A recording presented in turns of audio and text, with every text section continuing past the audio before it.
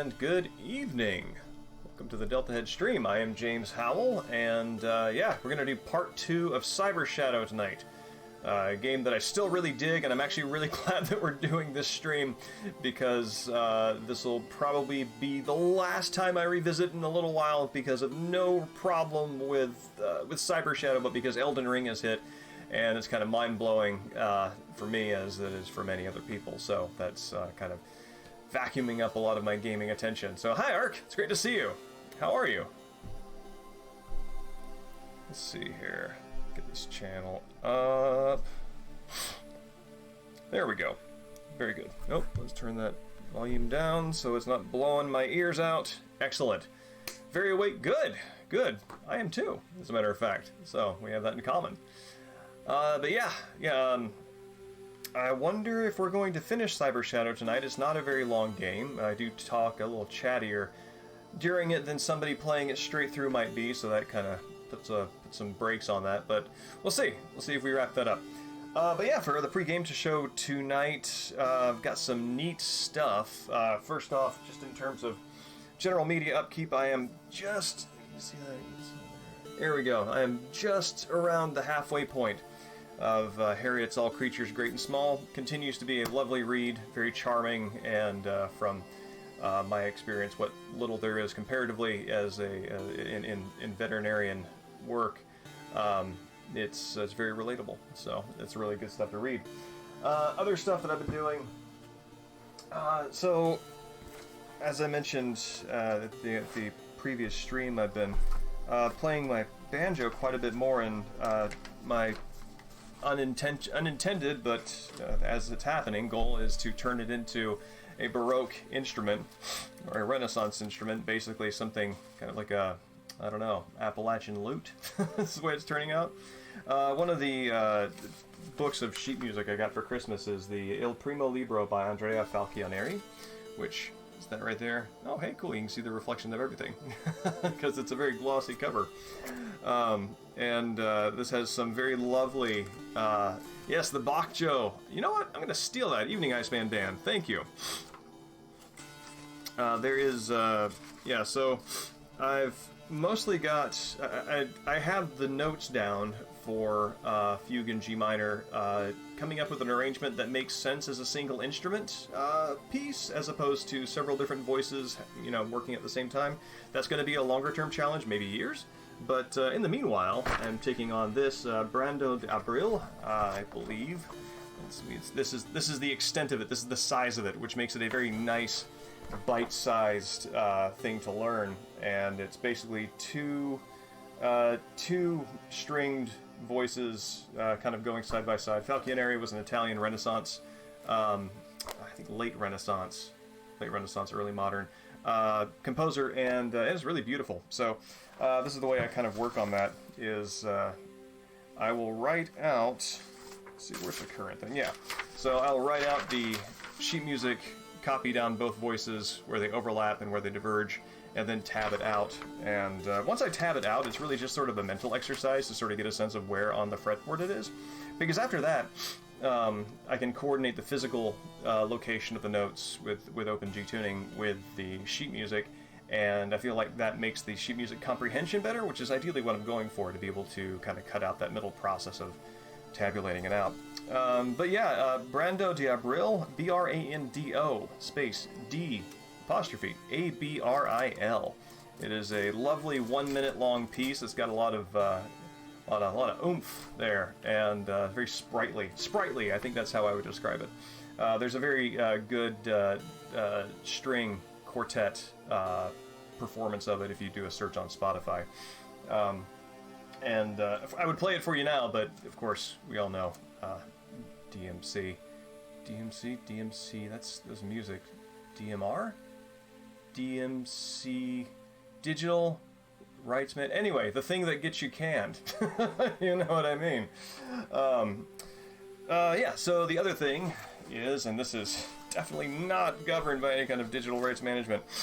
So I was digging through a lot of the stuff that I was unearthing while I was moving, and I found this. I found this book right here. This is a big red notebook where I kept a lot of old English translations of mine of of Old English medicinal charms, and there's a collection.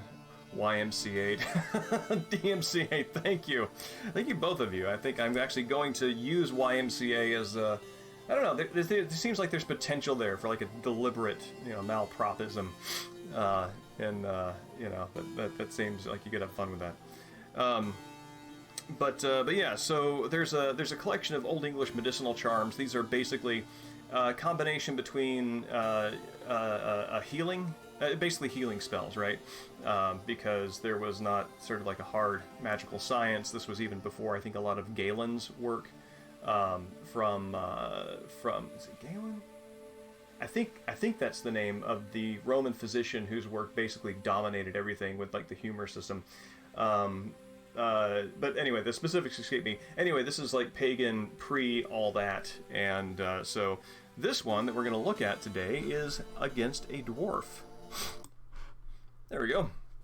These are my notes. This is my typing it up, and a little picture there of what that looks like. And I haven't read this in a while, so it's going to be kind of a little boot stompy in terms of rhythm, but I actually think that maybe works a little well with Old English too, doesn't it? Let's see. With dwerg. Dwerg on weg to donne. Chitis hundes thost geknuktadne. Todusta an jamenjed with melue and to kikle abaken. Sule etan tham untruman min. There tide hus to commas. Swa an dia, swa an nichte, swather hut si. His tulgan bithiarla strang. And after tham he lutlath, and on way yewitath. So that's fun. I like it, and I know I'm kind of borking some of the long and short vowels, but practice. So just this could be translated as undoing dwarves. With is Old English word meaning against. So like modern English descendant of this, like to withstand is to stand against, and the with in withstand kind of comes from this. And I think that modern German has mid as the similar thing. So I believe mid and with there's a relationship there. But to do away with a dwarf, and for context on this, dwarves in the period where this was written, we think of them as subterranean rock affiliated creatures, and that's not kind of what they used to be. They used to be air spirits, as many supernatural beings were. Evening, Dustin. It's good to see you. Glad we could pull you away from Elden Ring for a little bit and look at some of the literature that inspired, or at least was a source very long ago for much of the fantasy that kind of funnels into it. But yeah, to do away with a dwarf, the air spirit, and oftentimes dwarves and invisible witches were attributed as the sources of seizures, and I believe that that's what this particular dwarf is responsible for. Based on one line in here, which we'll get to. Anyway, I'll read it to you. That's context. To do away with a dwarf, knock a white hound's dung into dust, mix it with meal, and bake it into little cakes. Give the sick man this to eat before the dwarf's time of arrival, whether by day or night, whichever it may be. Let's see. His going out will stem strong. Ah, that's a weird translation. What do I see? His going out will be strong, and thereafter he becomes little and whites on his way. Oh, did I lose you there? Stream is disconnected, attempting a reconnect. All right, there we go. Yeah, sorry about that. Lost a connection there for a second, and good. Yeah, we're back. Anyway, so to read that through one more time. To do away with a dwarf, knock a white hound's dung into dust, mix it with meal, and bake it into little cakes. Give the sick man this to eat before the dwarf's time of arrival, whether by day or night, whichever it may be. His going out will be strong, and therefore he becomes little and withers on his way. And so basically, you take dog poop. Mix it with meal, make it into a cake, and before the seizure or whatever it is sets on, feed it to the person, and then the affliction will be briefly very strong, and then it will be done with. And that's kind of horrifying. And that's pre-science medicine. So, with that in mind, we're ready to go to the game about ninjas made on computers, which is a much more modern thing. And yeah, let's, there we are, Cyber Shadow. 1 second.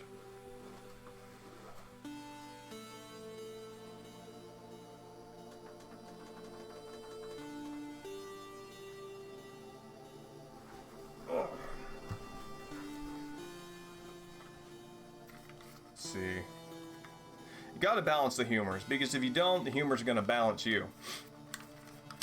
That's kind of in the vein of never trouble until trouble troubles you.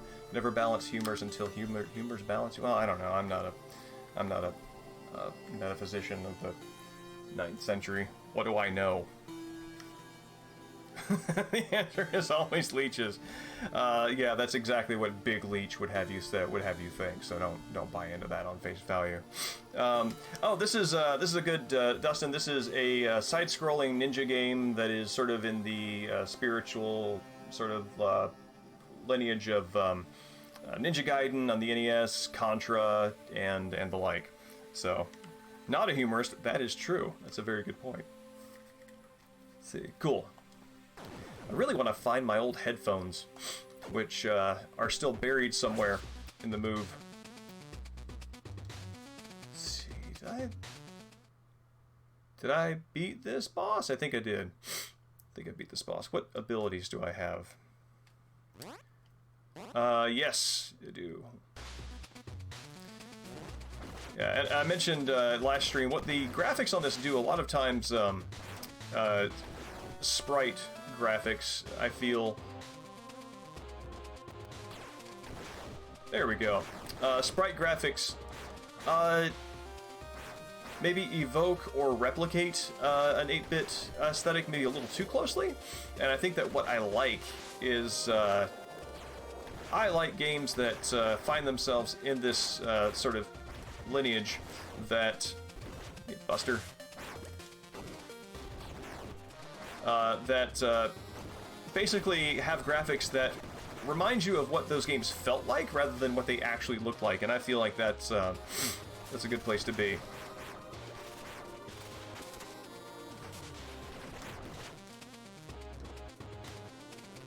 The time of our meeting is near. You don't have much further to go. I've been waiting for AI signal sizzle. So just for a little bit of context here. Good lord. So there's this city called Mecha City that was augmented with androids that did a whole bunch of service jobs. There was a clan of ninjas whose job specifically it was to get rid of the ones who went rogue, so you're kind of like ninja Blade Runners.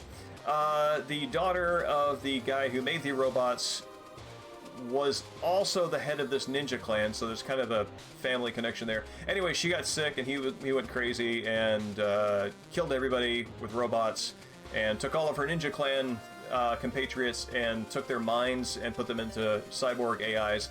And that's why I am called Cyber Shadow, because I am the cyborg version of the ninja named Shadow, who is, of course, the clan member who is the wayward wanderer who showed up in town one day with incredible potential, and now you are fulfilling that. So that, and of course, and he and the clan leader had a romantic connection. So that's her AI copy, and that is why they have this this interaction. So.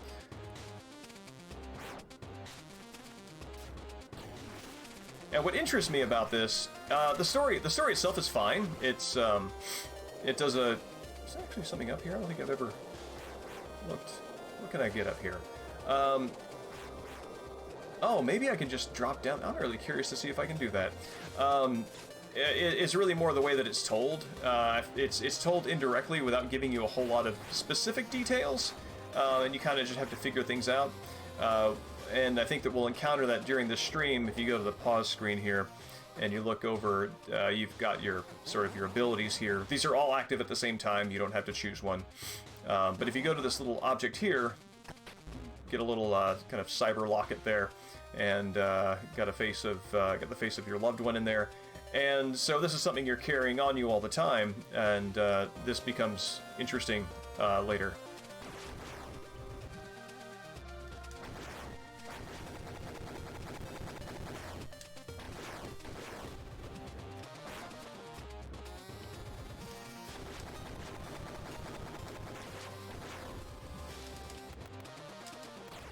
Oh.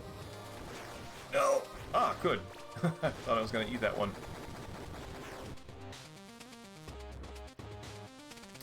Chamber is just above, but be careful. I am not in full control of this facility's security system.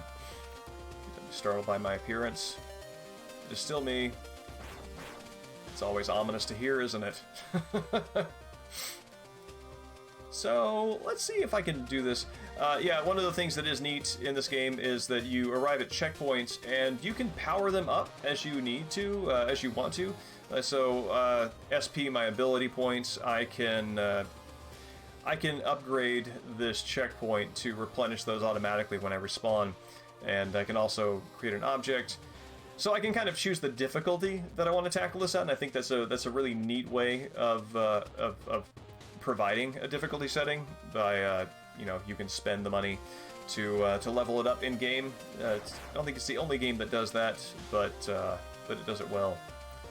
And there's also kind of a, just as a neat aesthetic, there's kind of an H.R. Geiger Aliens aesthetic to the machinery in the background. I really like that, even though this is very sort of transhumanist, going into robot bodies and stuff, it still has the almost organic intestinal look of tubes and wires. It kind of reminds me of Bishop, the alien, the android Bishop from Aliens. His internal anatomy, even though he's an android, is just a lot of fluids and a lot of, you know, artificial valves and the like. So he almost has like an organic anatomy, and that's kind of how the aesthetic and vibe I get from this, which is cool.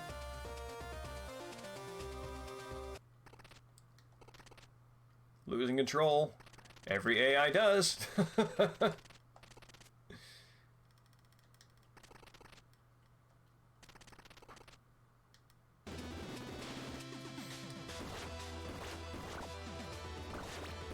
Yeah, I think that probably the point where you as an AI are trying to convince, trying to make a convincing case for the fact that you're still human, around the time your voice synthesis starts to kind of bork, is where you become a little less, your credibility drops.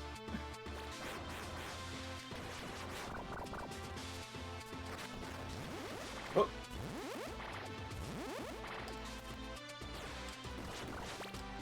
I like these little red things. These, visually, they remind me of some of the targets that you would get in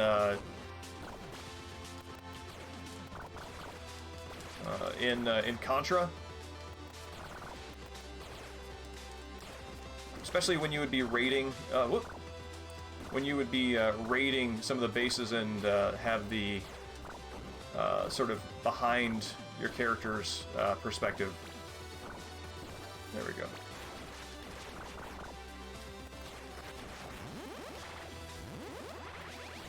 Oh, that's gonna hurt.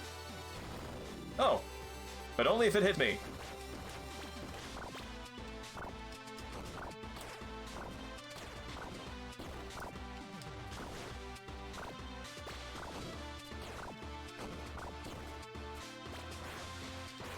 There we go. Gotcha.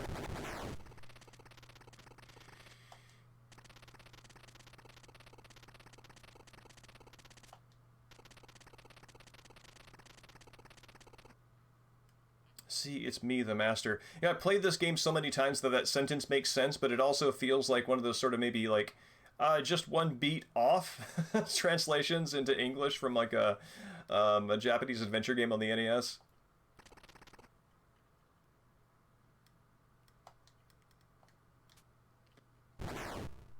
Ba-boom! Of course you're never reunited.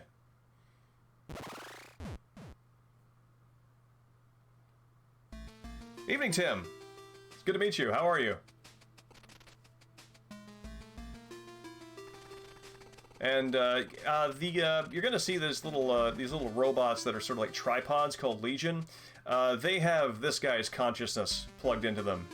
He got uploaded himself.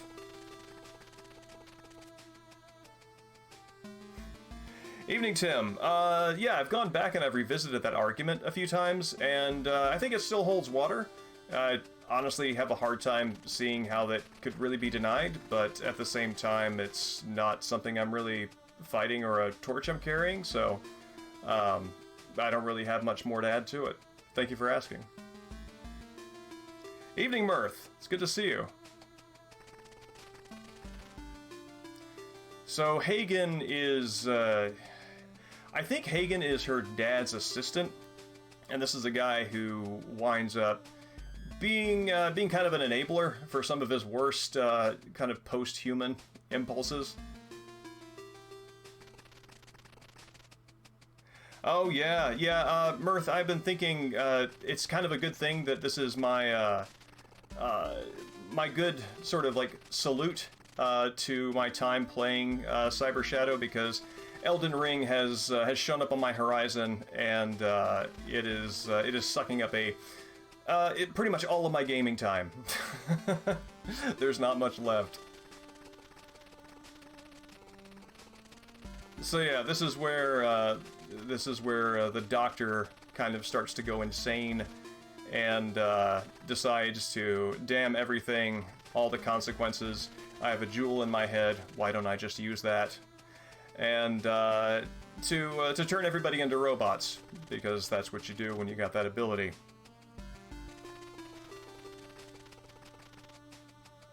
Excellent. I've got to say that to be paired with Elden Ring is probably the most I could ask of anybody at this point. I certainly would find it incredible to presume to take priority, because it's a lovely game.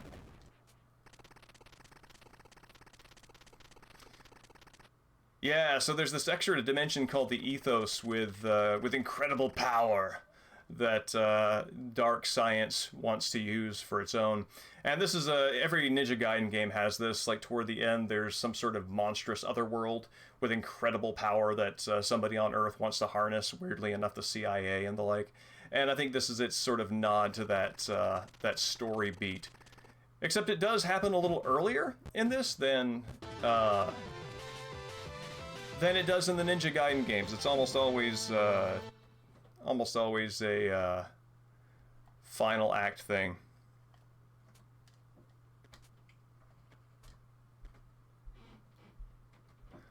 Well, I am sorry it has caused you distress, but, well, as far as stressors go, I trust it's fairly minimal.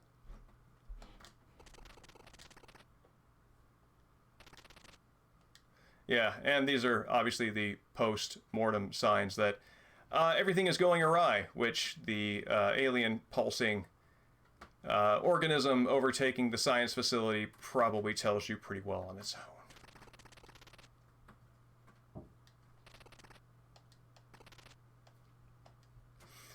And what you saw in that cutscene was the starting point of the daughter being sort of transferred consciousness-wise into a machine body. It doesn't quite work 100%, so you get this sort of like incomplete copy. Here's a good body horror moment. Gross.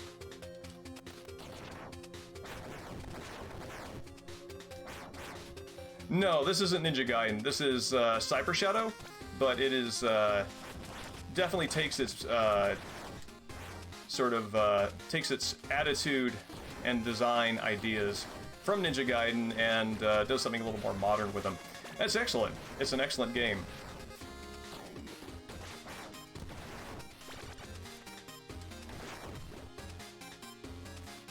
As a matter of fact, I mean, it does something that Ninja Gaiden like, going back and replaying it, I do find that,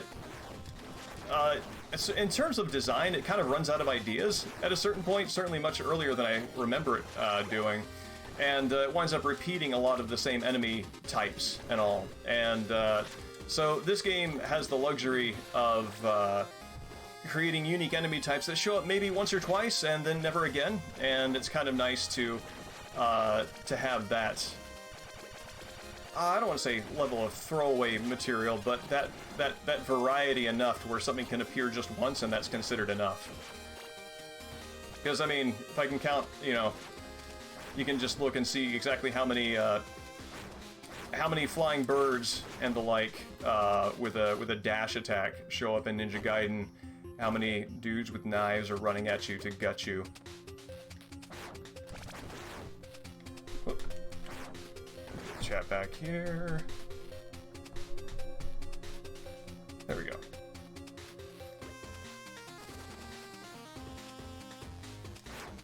Ba-boom.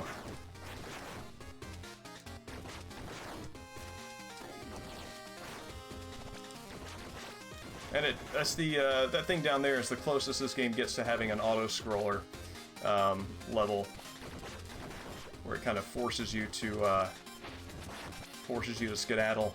And I'm not sure you can ever go back and revisit those areas.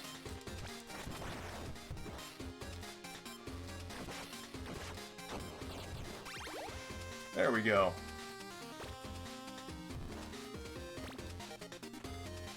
I like this fella quite a lot. That is a spirit point generator that automatically refills my special abilities.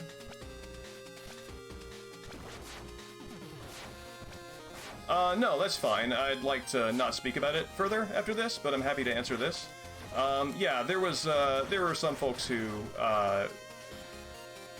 put some responses forth that largely I found were answered by the source material itself, by the video, so it was never worth giving enough attention to responding to. So, but yeah, no, thanks for asking, but that's really ancient history to me.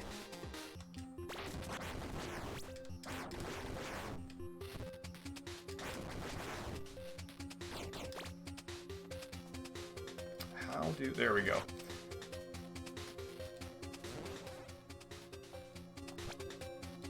Yeah, these checkpoints where they don't have anything activated, and you can choose to even activate the health ability, feels like a challenge to my skill and ability. Oh dear.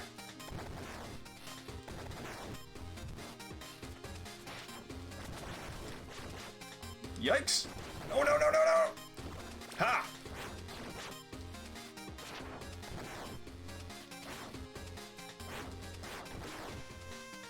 I mean, technically everything in the game should be a challenge to my skill and ability, right? But,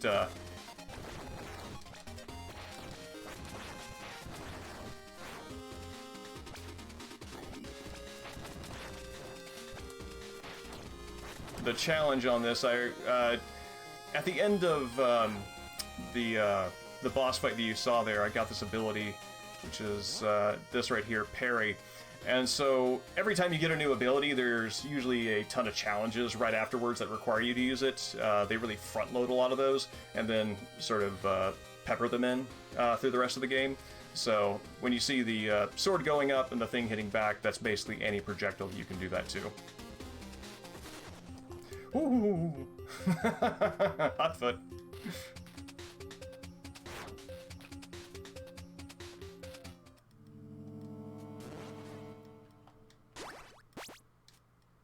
And, oh, this is neat.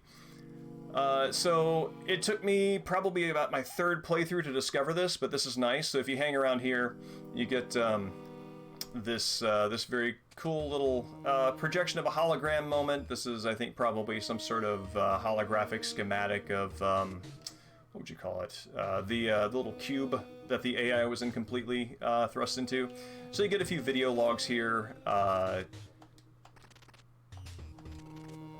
Petabytes, petaflops, a lot of data, and Hagen, who is the sort of enabling assistant here, who is a mad scientist going down his own rabbit hole for the failed experiment.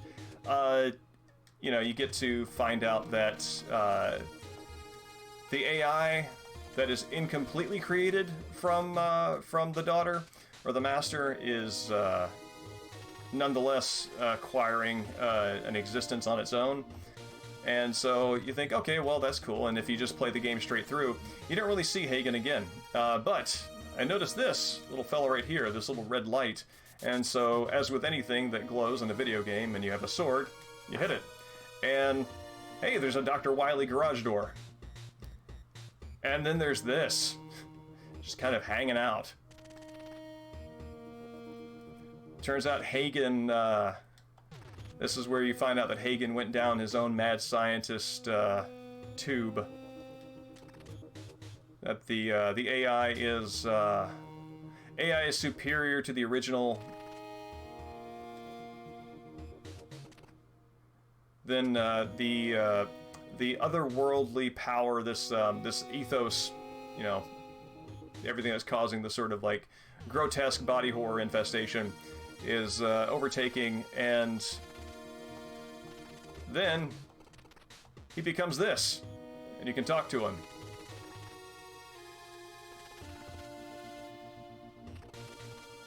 And this is where you get a little bit of a hint that you as the cyber version of Shadow might have some relationship to an original that is not you, and so Hagen is, you know, asking if you if you have met any of your counterparts in this process of becoming a cyborg version of yourself.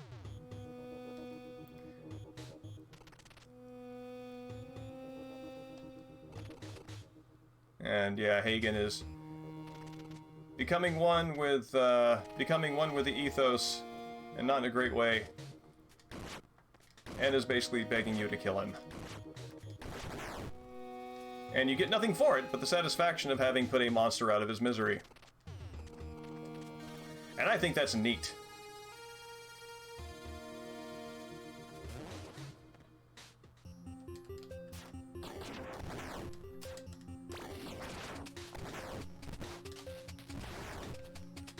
Oh.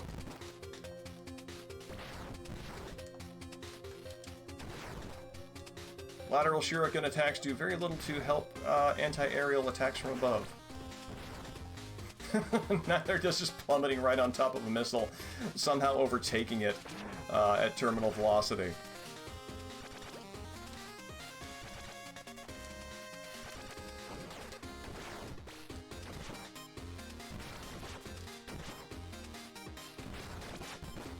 Let's see.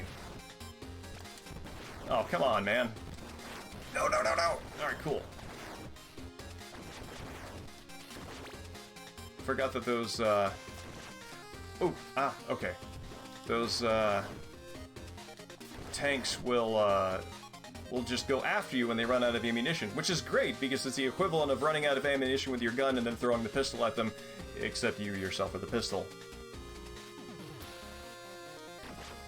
Oh, this is neat. So, it's kind of a skill challenge. If you do your downward thrust attack on an enemy, you'll get a little bounce, and so you can kind of use that to bounce your way up this little tower area.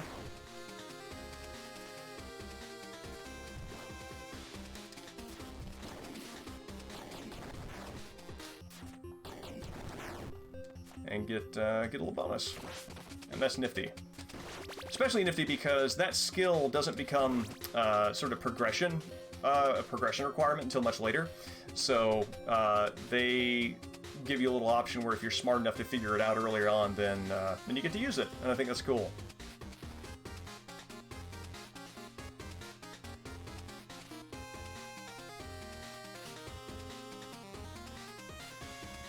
That is one thing about the gameplay in this that is really cool, is almost every one of your secondary abilities has some sort of off-label use or secondary function, like being able to pogo hop with your down attack, or even like your down attack being able to you can do this, which they don't give you any instruction for. If you just kind of press down again, you do like a hard Tetris block drop.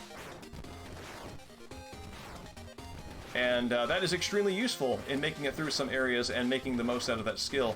But it's never sort of tutorialized. You just kind of have to figure it out by exploring. And I dig that. Don't think every game needs to be that exploration heavy, but I like the ones that are.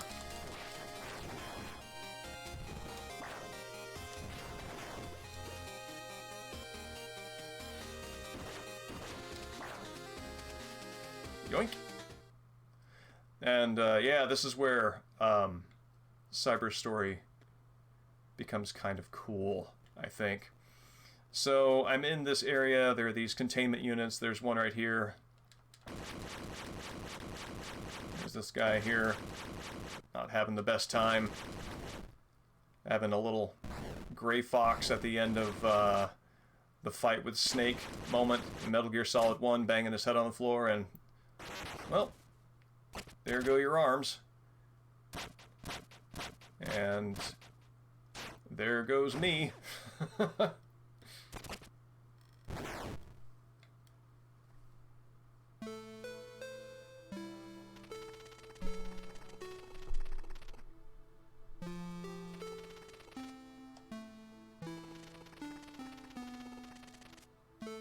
We're gonna get a little bit into Shadow's Past.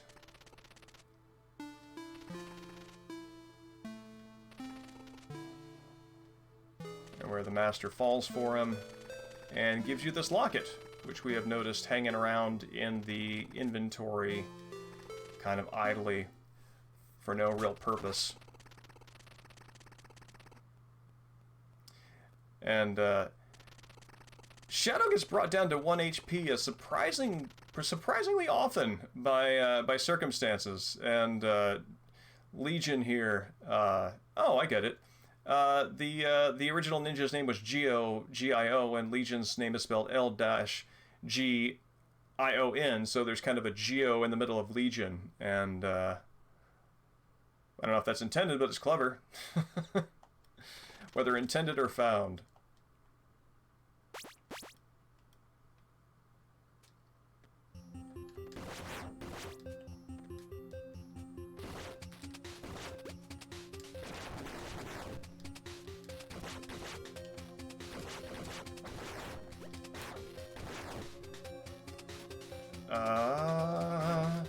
So this thing right here will absolutely chase me and try to kill me if I sever its...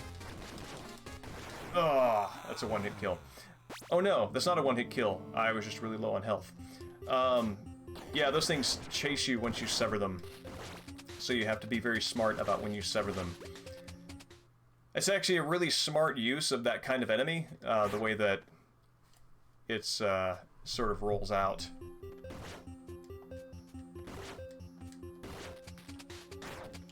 In these upcoming areas.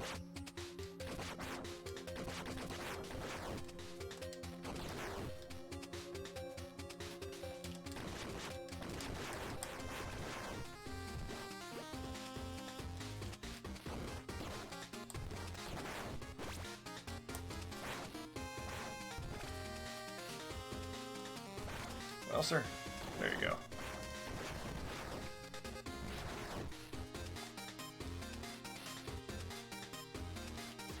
See, you could free all of those and have a big pain in the butt fight on your hands, or you can just pogo across them and you've got it made.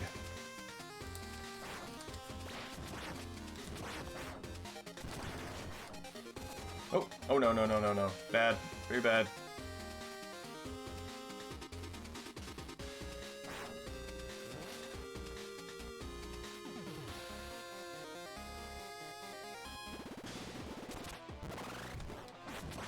And this is a cool boss fight. Music is sharp.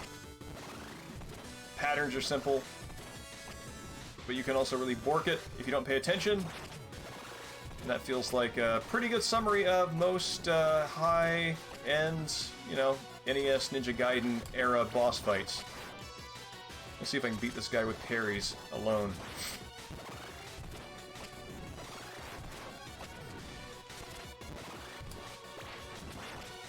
Oh.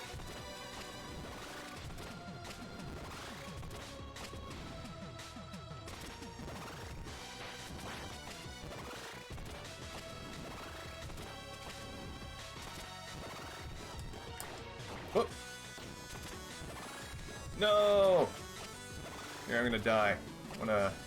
Wanna do an all parry victory. At least give it one more shot to do.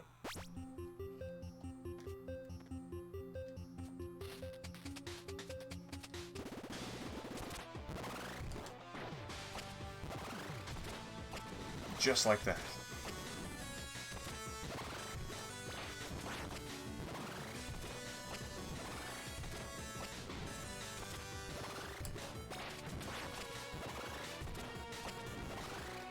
Evening, Nate. Yeah, this is a lovely game.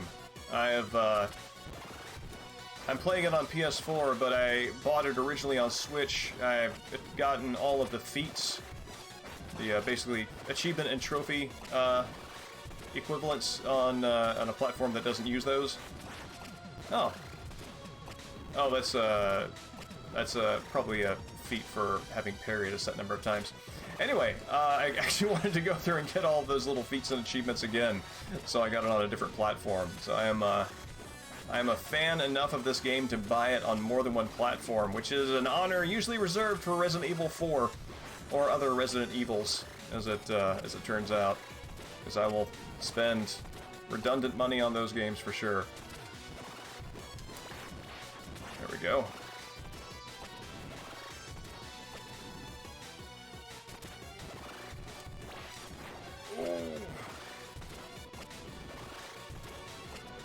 See if I can get this time.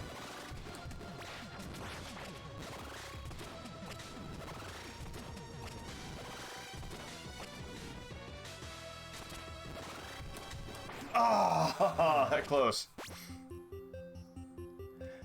Congratulations! It's a tough game. I think there are like 12 chapters, and I think that around chapter 10, a lot of people hit a difficulty wall and just don't make it past. At least, having looked at the game's Reddit, that appears to be the case. So, congrats on beating it. It's a game that one of those games whose difficulty gets a lot of people to bail before they actually finish it. Messenger. I'm not sure what that is. Is that a difficulty mode in this, or a DLC that I'm not aware of?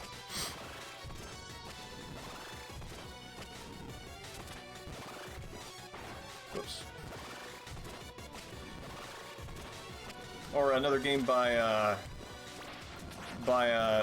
Mechanical Head, I think that's the developer's names? Oh, no, I have not played The Messenger. Is it a 2D game like this?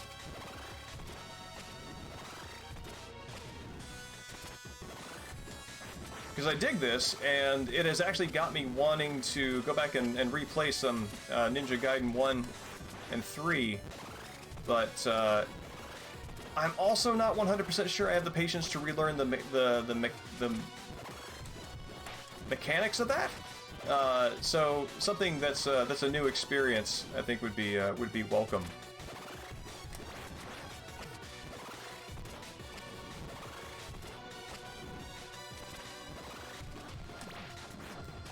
Oh, no. Okay. Bad time to take your hands off the controller to scratch behind your ear. Okay. I'll just go for the throat this time. Oh, cool. I'll take a look at that. Thank you for the heads up.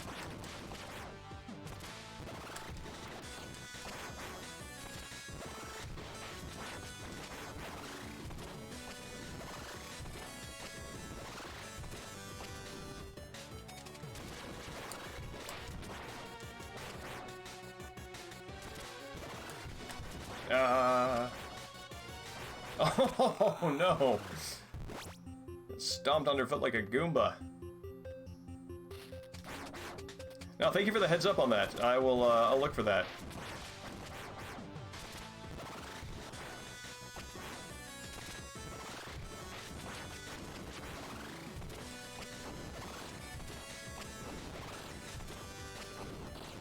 I didn't think about... I have never thought about doing that until now, and I feel somewhat clever for it.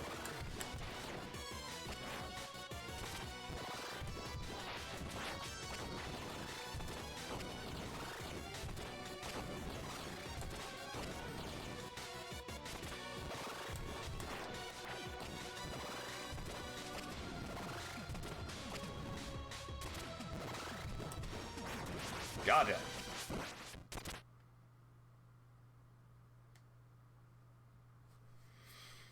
Very Nemesis-like. Anything that is basically tentacles and a trench coat always loses control. My farm is melting! Yeah, it is. Once you get down to the halfway point, there's a second shot that comes out. And what makes it extra tricky, and what makes you can't really rely on a sort of reflex on that, because the second shot comes at a different height each time, so sometimes it goes over you, sometimes it's gonna hit you in the face, sometimes in the knees. If you're parrying, I don't think the knee height is 100% a problem, but nonetheless, it varies just enough that you have to pay attention. I think that's good.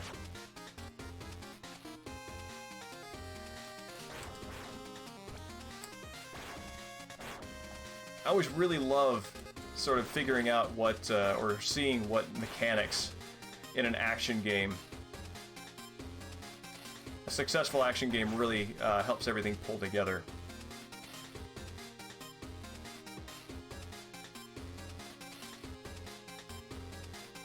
Oh, oh. Yeah, I don't think this is gonna... Alright, there we go. Yep, there was no way around that. Had to let it free. Health? Yes. Okay. Alright. Yeah. Pogo, buddy. Looks like some Scrooge McDuck action.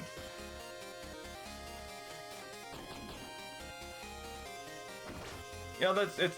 Iceman Dan, it's interesting. I find that, oh, so there was a period of time where I was living in a space that did not have very good ergonomic seating, and then when I moved into this place, I was kind of stuck on a couch while everything was getting put together. So I wound up kind of being hunched over like this, with my shoulders pushed forward a lot, just because of the way the seating was, and not really sitting up and straight up and down. And a lot of times, carpal tunnel, I've learned, kind of comes up through the forearms up, and kind of starts up here. And just like all that hunching over has got all this really tight and locked up, and as a result, my reflexes have gotten so bad. And this actually connects back to one of the frustrations I had with Elden Ring, which I've seen From Software do this a few times with PlayStation releases of some of the Souls games. I think it might have been Bloodborne too, where in order to emote, it uses the 6-axis in some way, where you flick it forward or up or down while you're holding some button to let the controller know that that's what you're looking for.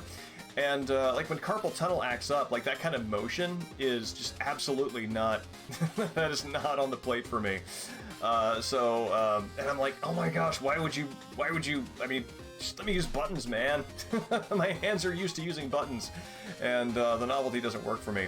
But there is a way to access those things from a menu. It's a little cumbersome, yeah, just feels like, the 6-axis stuff just kind of feels like using the gimmick for the sake of saying you have the gimmick available to use.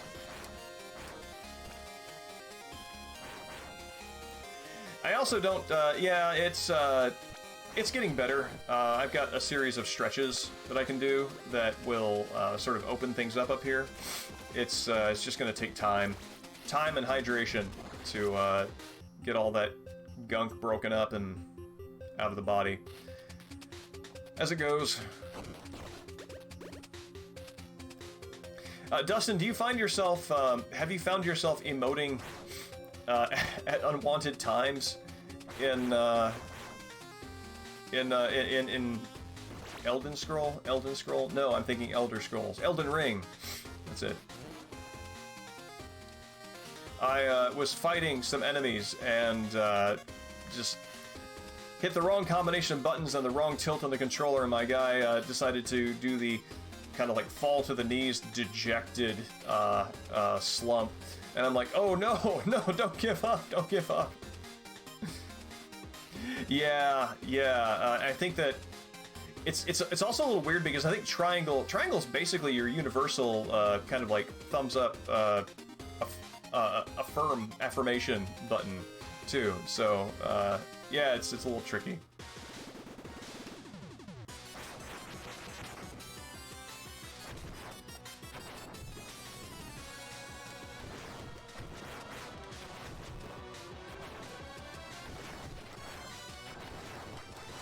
Boom. This is a neat boss. This is also a very Ninja Gaiden feeling, because you always have bosses that, especially at the end of Ninja Gaiden games, you have bosses that have humanoid forms, giant monstrous humanoid forms that turn into like a wall boss like this. That's what this fella's done. Whoop.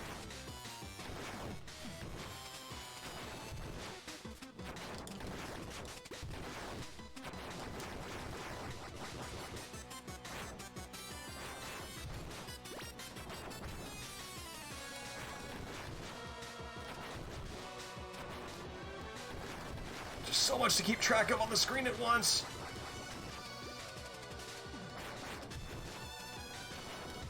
Ah, gotcha. Okay, so this is where the whole locket memento of love thing pays off.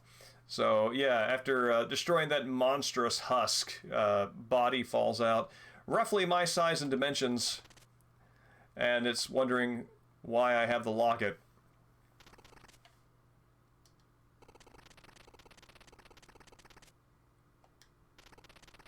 And the guy there also has the sort of like face covering, kind of like a ninja mask look.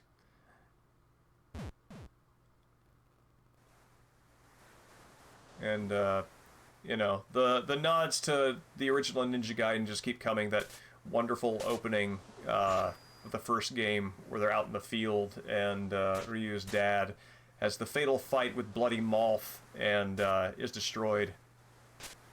A very sort of Fist of the North Star kind of thing, and then battle damage.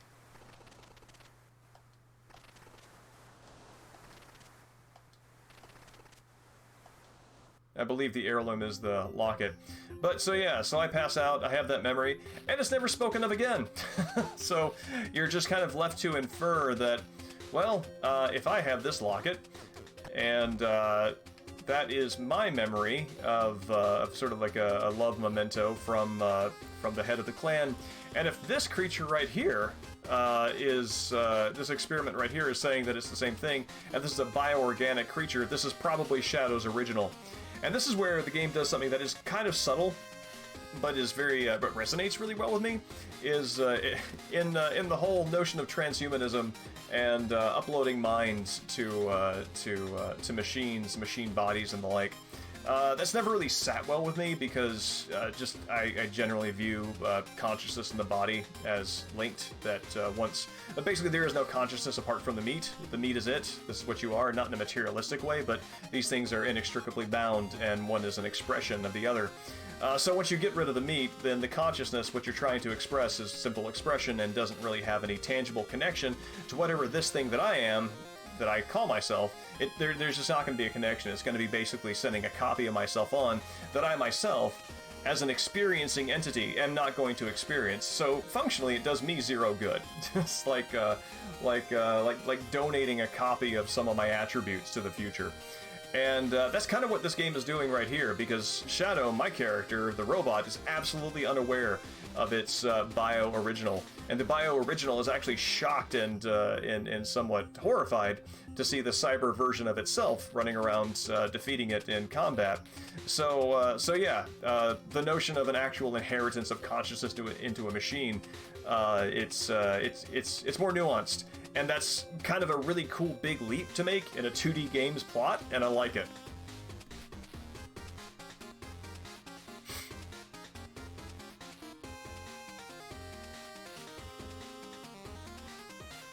Evening, Gerbil.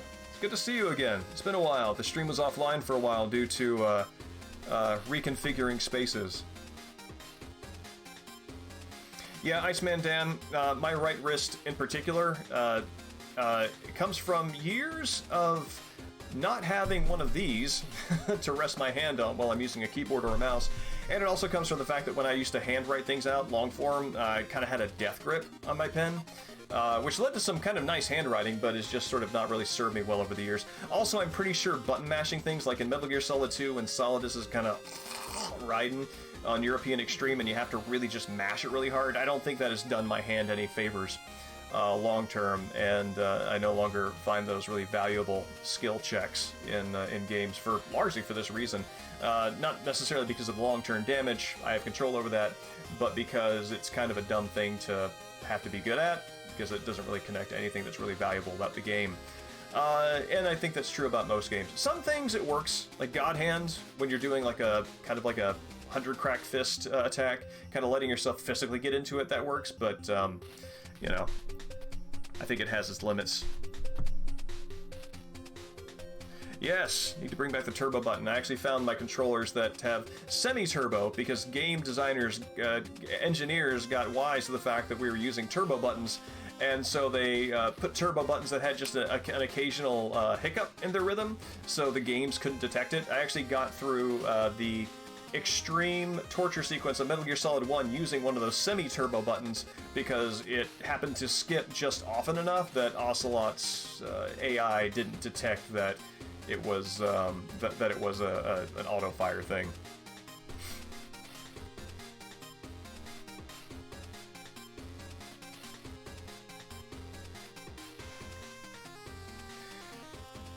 Oh, Dustin, that's rough. Oh yeah, this is something else I can do. To add insult to injury to the bio original.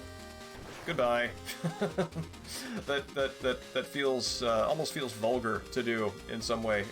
Actually, not vulgar, but obscene in some very sort of like gut level way. Not obscene in the sense of like, you know, as we would think of obscenity, but sort of obscene in a deeper sense for a machine to destroy its bio original in an act ambiguously of mercy.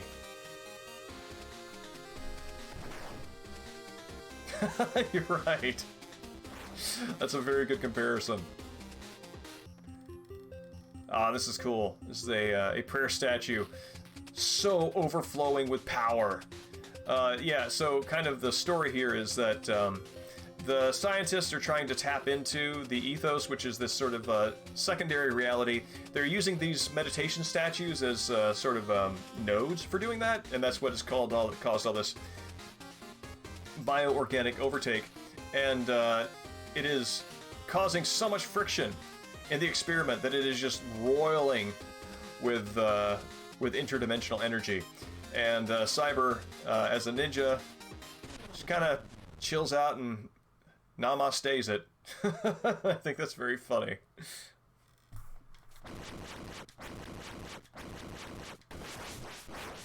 I also really like how the design of that little enclosure there kind of looks like a pair of lungs.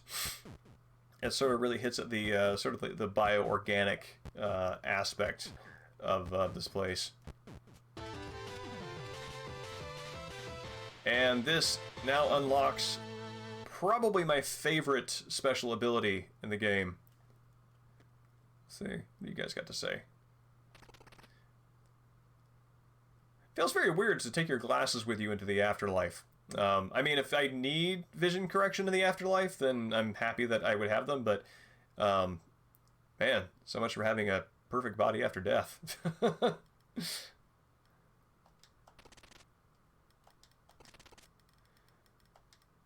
Yeah, this shows the menace that science poses to the natural order of things.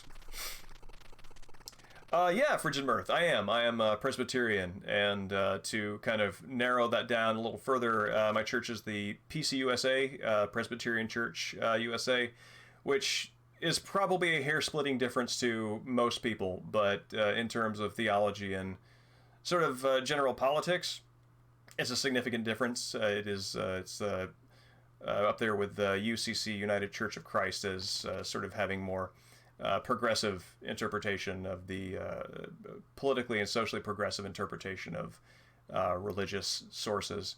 So, to whatever extent that matters, that's that. Oh, cool. Welcome.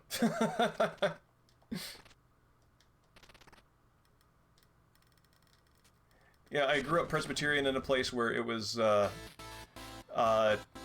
considered strange to be Presbyterian, and you know, which I think probably just goes to show exactly how little visible religious diversity there was, because that's not, I mean, it's really not that obscure.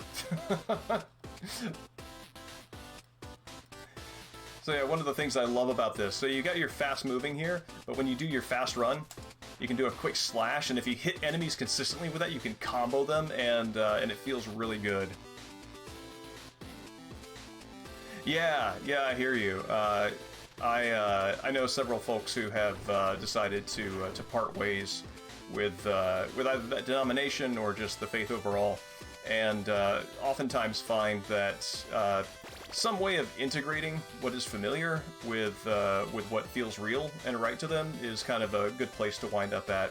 And I mean, that's tough. It's tough when you're sort of changing your world like that. That feels good.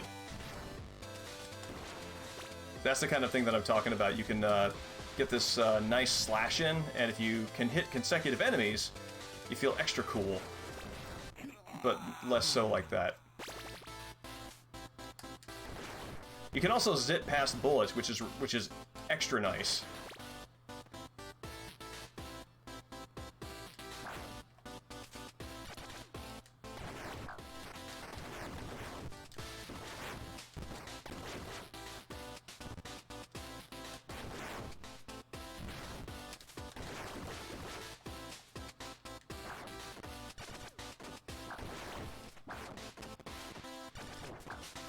Like that.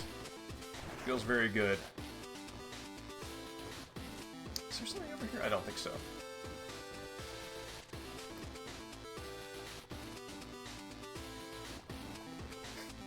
That's a great sentence. I'll need to fight my way through the robot factory. That is those are the words of a ninja that's got quite a road ahead of them.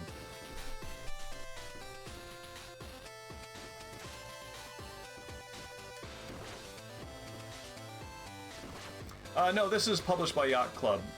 The developer is, I think it's Mechanical Head is the name of the devs, and I don't know what else they've done. This is the first title of theirs that I'm familiar with, that I've played, rather. And, but this, I mean, if you, like, kind of put this side by side with, like, I don't know, like Shovel Knight or something, which I actually have not played as much of as I should, by all rights, given how important that it is as a game. Yeah, if you put it side by side with that, you can absolutely see that these, you know, they belong in the same catalog.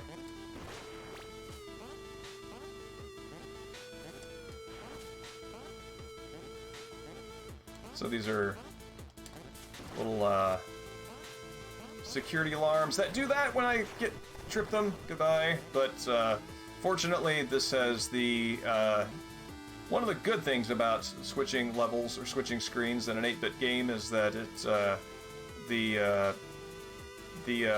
is it? Game state amnesia that kicks in is quite nice.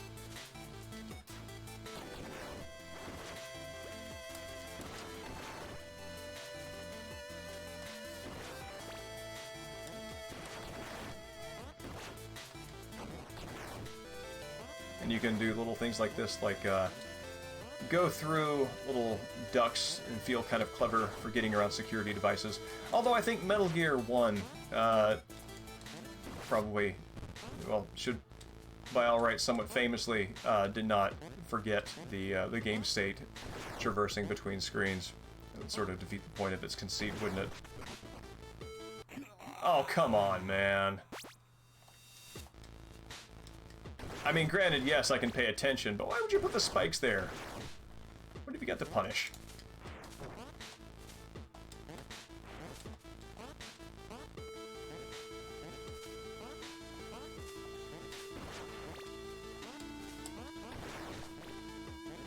There we go. See, like that. That feels good when you land it. Makes you feel like a ninja. Also, if you've got, if you have the skill points in your backlog there, when you do one of those things and you make a contact, you get an extra hit. So you get the kind of like satisfying ninja experience of having a quick slash passing through your enemy and then having, you know, invisible secret ultra damage done in its wake. It's pretty cool.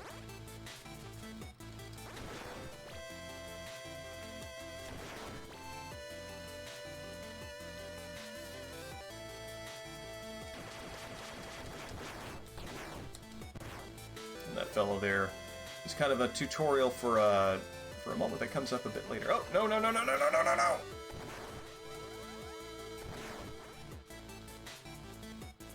There we go. Let's just call it a solid do-over.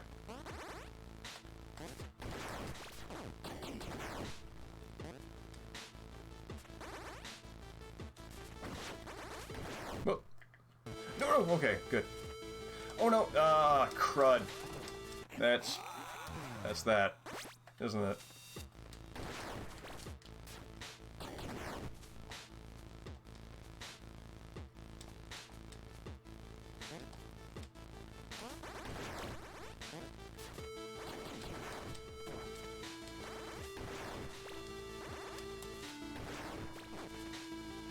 It is lovely to be able to do that ninja dash through bullets.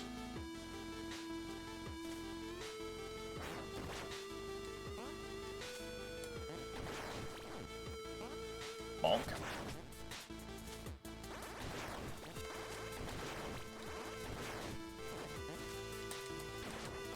Oh, wow. Those little, the projectiles that they fire will follow you, but I've never seen one arc that dramatically upward to keep track of you.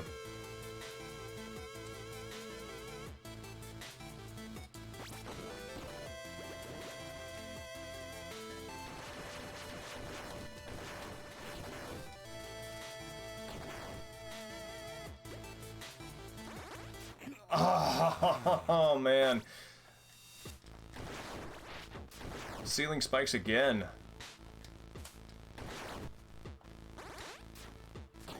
There we go.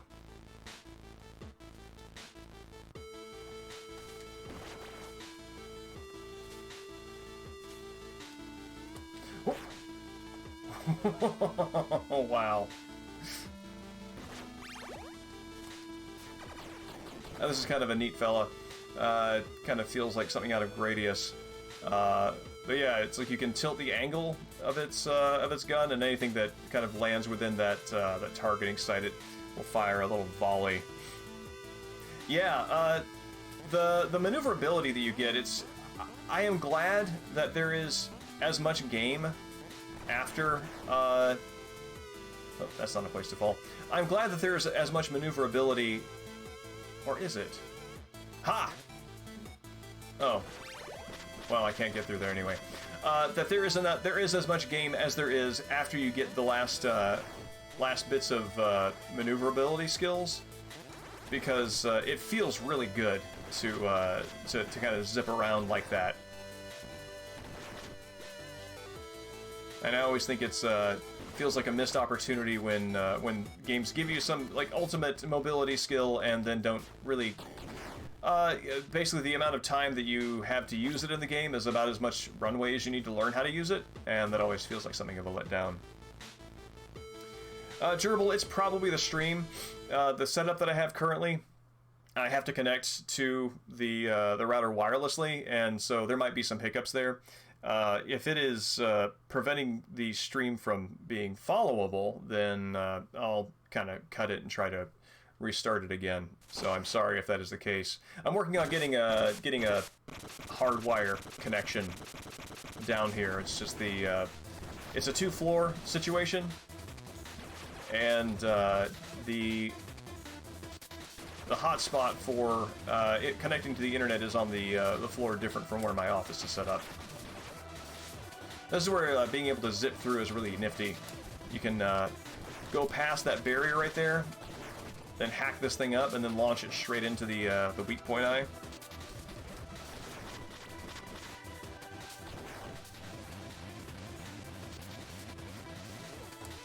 As very satisfying.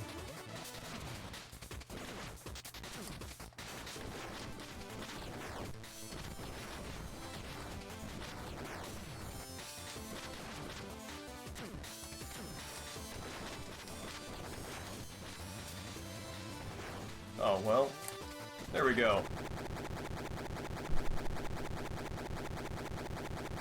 Fast track. What is that feat?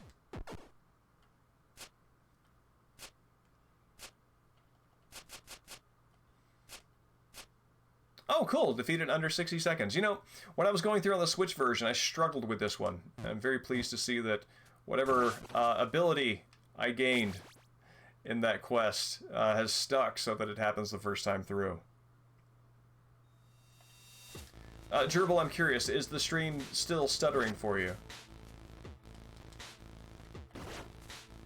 And how dramatically, if so?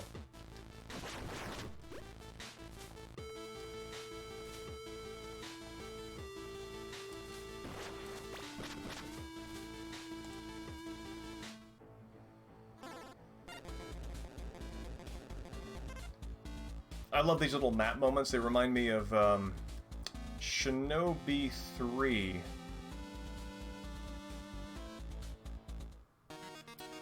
Well, shucks. Sorry about that. Fortunately, I'm recording this locally, so if there's anything that you want to see that gets stuttery, I'm probably going to use that as the source for an archive. Then, if that's the case.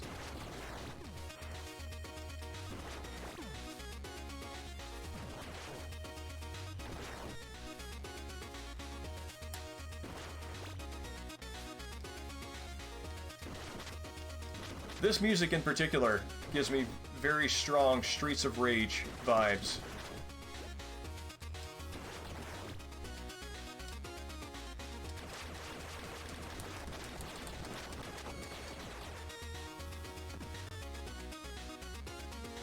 Okay, well, good. I'm glad. I'd rather the visuals be a little stuttery than the audio, because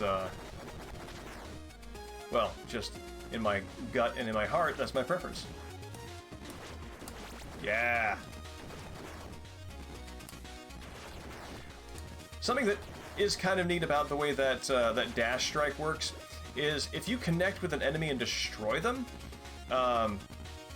with the dash through, they will always drop a single skill point, basically an ability point, and it's neat that they do that, because regardless of how much your max skill points are, you can always just keep chaining those. As long as you hit something, you'll replenish the skill point you used, and I dig that.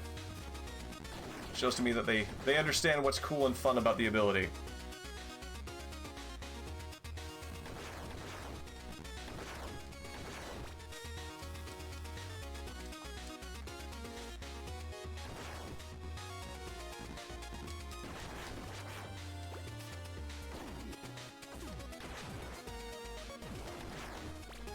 Let's see. What do you have for me? Oh.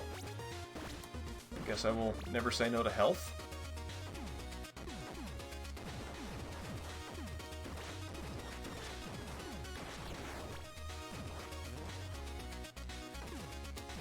Oh, I forgot to dash.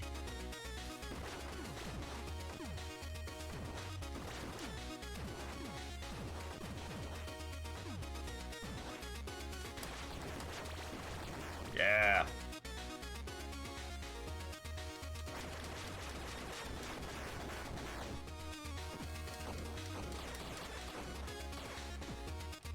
Ooh.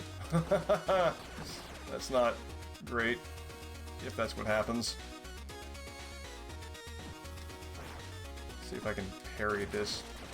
There we go.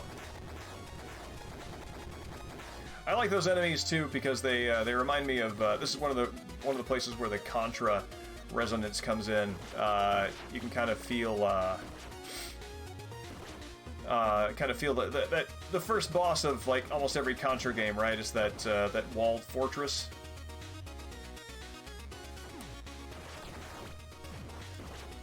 Oh no! Oh.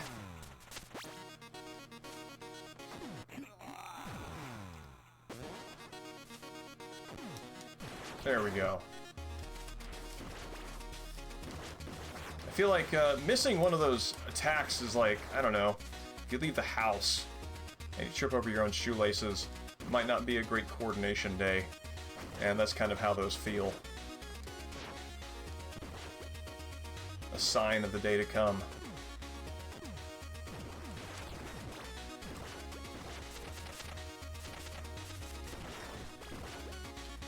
Boom.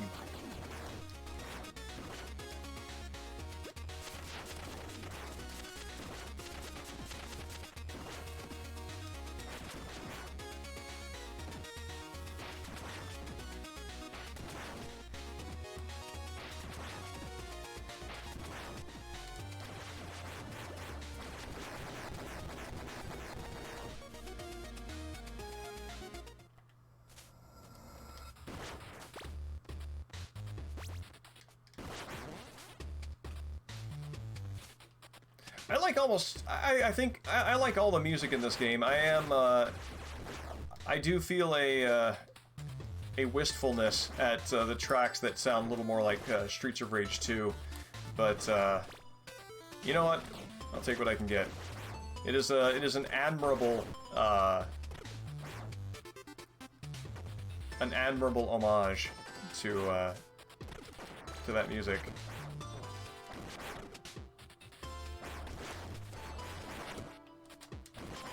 Oh dear.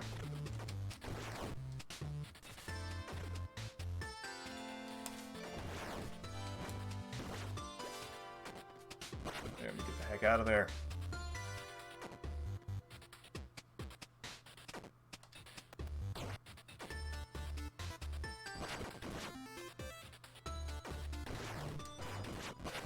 There we go. I like to be very careful around these skulls because by just having been careless like that, I've died in this area far more times than I'm that interested to replay. Let's see. Like that. Just careless.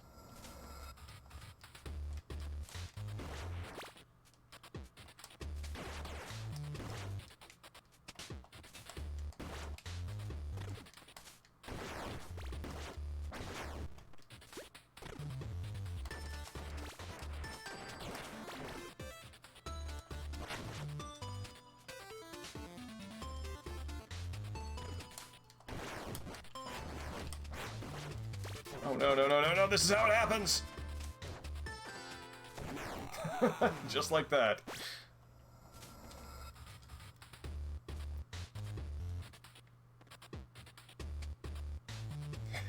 Yeah, I listened to, when Streets of Rage 4 came out, I listened to all of those games' soundtracks almost constantly because of just... They're all consistently this good quality, but Streets of Rage 2 is just that is magical. It is an instance of being able to do something with a sound chip that even though you can replicate that music instrumentally, it's just not going to have the same vibe. And I love that.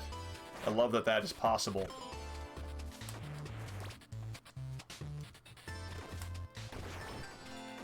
Oh god, get out of there. And yeah, Go Straight is awesome.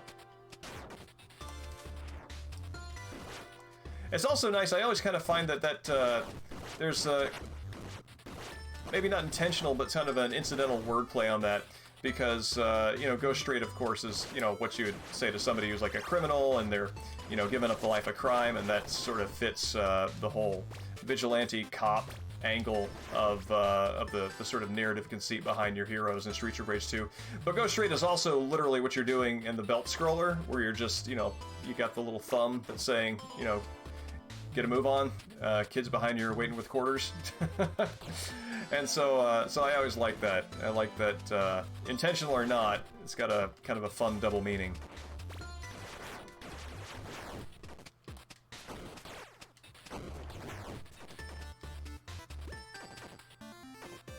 Oh man, I just want to get out of here. Oh, thank God.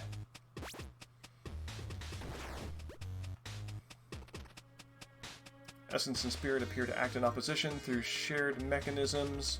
Former is a stillness that grounds a being in the physical world. Latter is pure intent materialized into a physical form.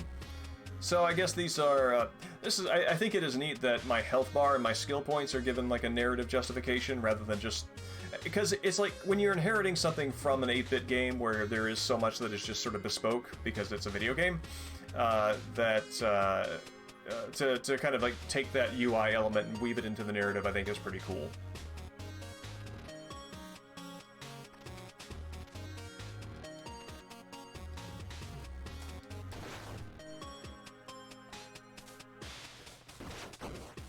Whoa, thought that was a much more powerful hit than it turned out to be. Okay. Oh god, get me out of here.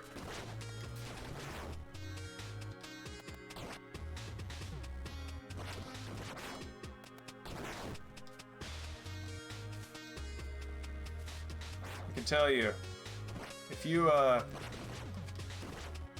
throw a shuriken and you destroy an on-rushing mechanical skull, I think that your career intentions for becoming a ninja probably have just been fulfilled. Workplace satisfaction. Oh, this is lovely. This is great. This is one of the things that I love about this game. Okay, so I've gone through all the sequence here, and this looks like just any other area, but if I jump over here, this is the cat room.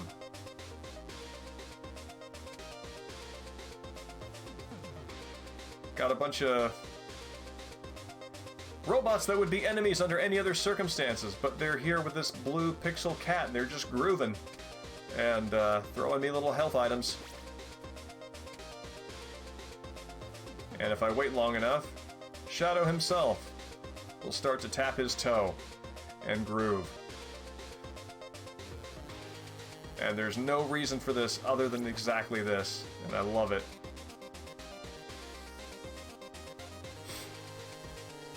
I think it waits until, yeah, that's right. So it waits until Shadow starts to dance before it throws out health items.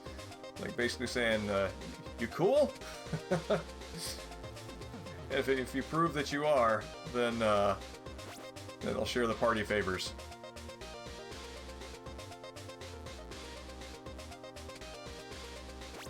I'm gonna go over here and group this cat.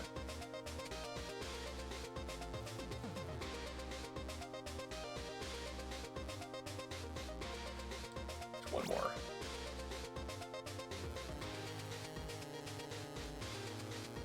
And you can attack and destroy these guys. You can't attack and destroy the blue pixelated cat, but you know what?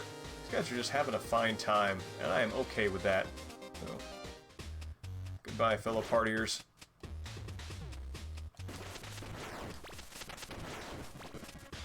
There's an example of versions of those things that are less friendly.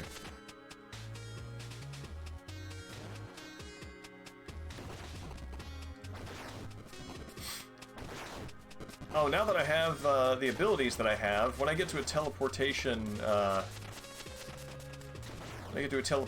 node, I will show you one of the ridiculously buried Easter eggs that this game has, and I find it very charming, exactly how buried it is, literally in this case, but it's fun. Oh, to do a dash.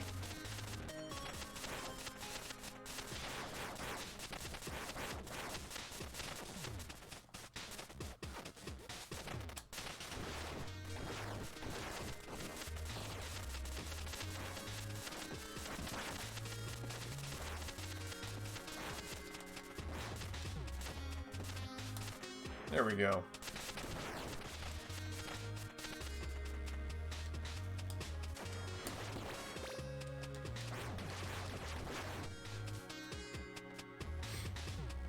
And this is cool. I really like the loose wire aesthetic of this right here. It's not like a single shielded wire going across that you would find in, you know, maybe in certain facilities, but it's just this one loose wire held up by hooks. kind of coiled up and going to its destination. And I dig that aesthetic a lot.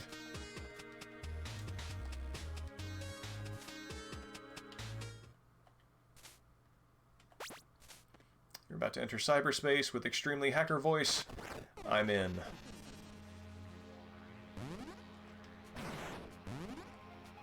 Because this is how computers work, right?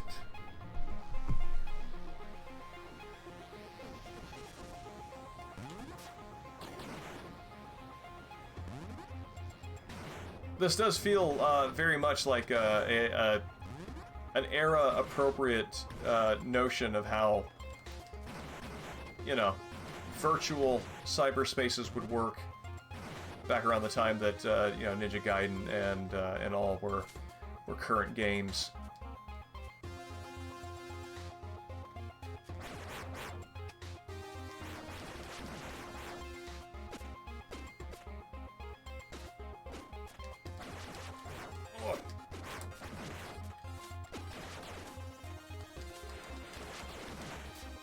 That's cool.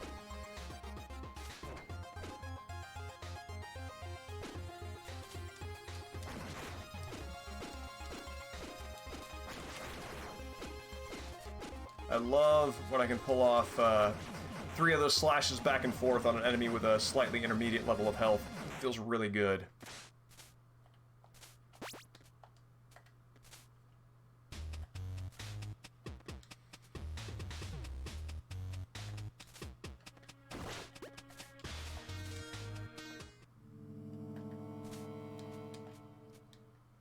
Very ominous. Anything up here? Nope.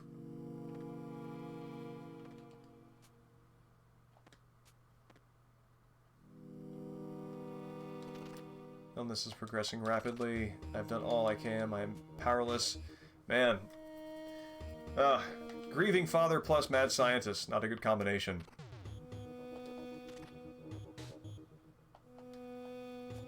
Probably should be glad that Dr. Wily didn't have any child to lose, but just had vague robo-ambitions for claiming the world.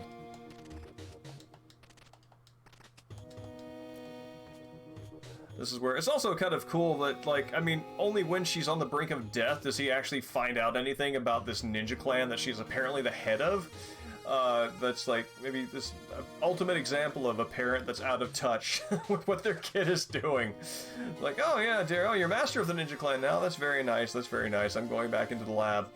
Oh crap, she skinned her knee. So you guys say you can live forever? Can you tell me a little more about this?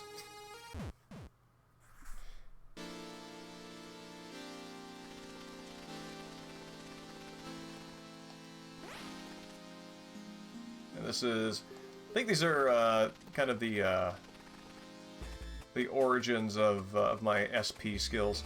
And this is neat because my cyber version of Shadow can do this. This robot can do this, which implies that even though this is an inherited identity for this machine body, it nonetheless does have some sort of will or intentionality to it that would enable it to do these things that you know, an organic ninja can do.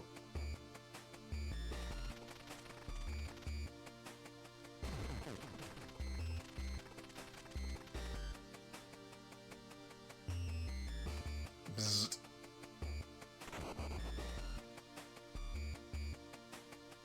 In which we learn about Cyber Key.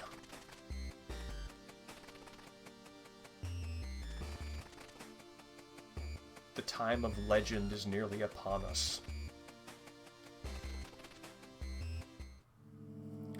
I think the thing that that triggered that flashback for him when you opened up that that little, I think this is probably where she used to be stored, but when you open that up, you see these little sort of like cherry blossom petals floating up, which I don't know if it conveys like a scent or something, but it's definitely something that is evocative of his past, and that's sort of what sends him into that brief blackout. I see that he has 1 HP, and for the life of me, I don't know if that's scripted or if I was just playing badly.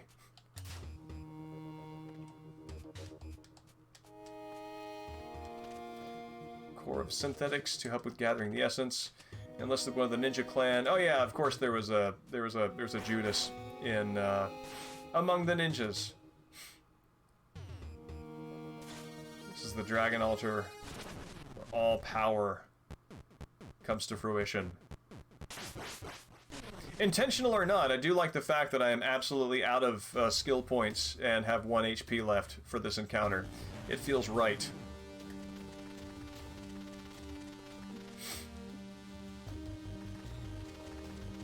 Also, on the whole, you know, legitimacy of an ego consciousness after a transhuman sort of gifting of identity to a robotic body. It is really interesting that this force that is core to the natural movement of the world will still look at this robotic body and identify it as a natural creature that can inherit, you know, these forces of nature. Actually, it reminds me of something that I quite like about Tokyo Jungle, where robotic animals, sort of AI animals, are treated as having the same sort of dignity as a natural creature as organic animals, and I quite like that very much. I actually, even though I don't think that if I were to donate my consciousness to a robot body, that it would be actually me in any way that I could experience meaningfully being transferred over, I do think that it is very cool to consider that in some way nature adjacent, if not directly natural in the sense that we would consider sort of like bioorganic inheritance. This means I got extra power. The dragon gave me a high five, and now my sword can do that.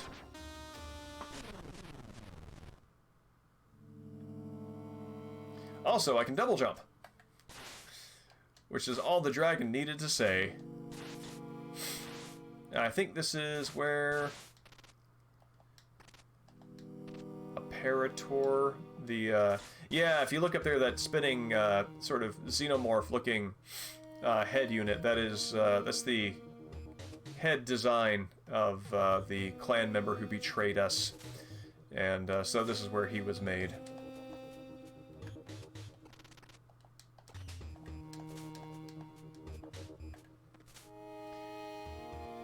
See. Okay, nope, I think that 1 HP was just all me.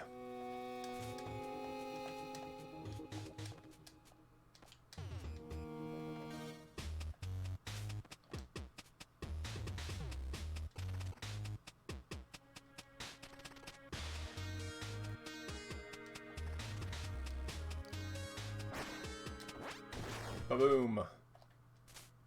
There we go. I like this little robot.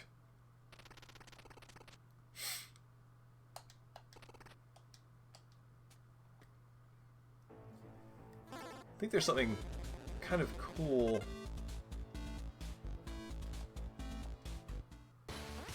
No, the thing that I mean, something cool is coming up, but it's not the thing that I'm thinking of.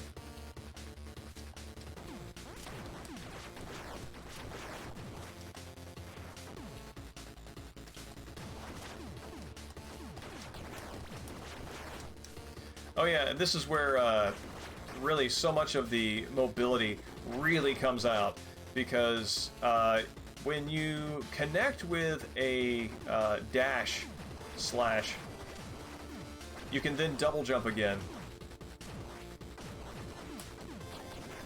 Let's see if I can do it. Like that. And when you've got like a chain of enemies going like that, it feels really good.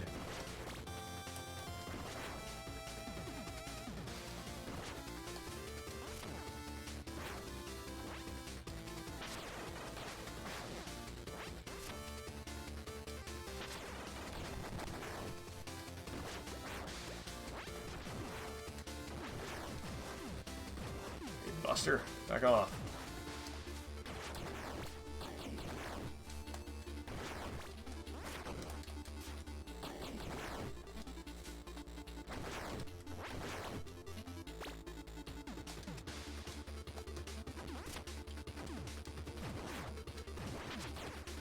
The upgraded shuriken is one of my favorite weapons.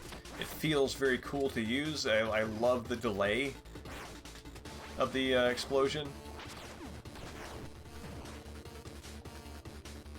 Makes you feel like you're doing something ninja tactical.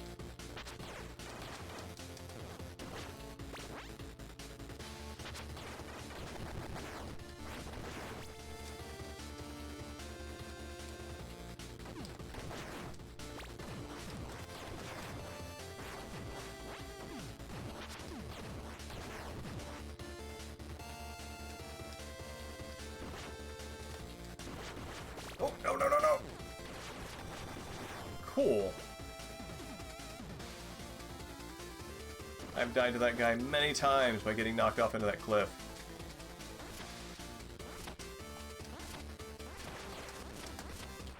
Oh no, that would have been so cool if it worked, but it didn't. But I can do it again though.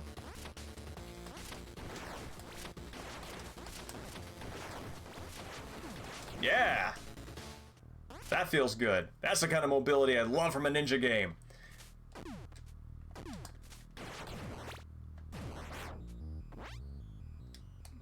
Gotcha. That's actually the kind of that's actually a series of jumps in quick order that I've been trying to make on my own for quite some time, and I'm kind of glad that I was able to get that captured.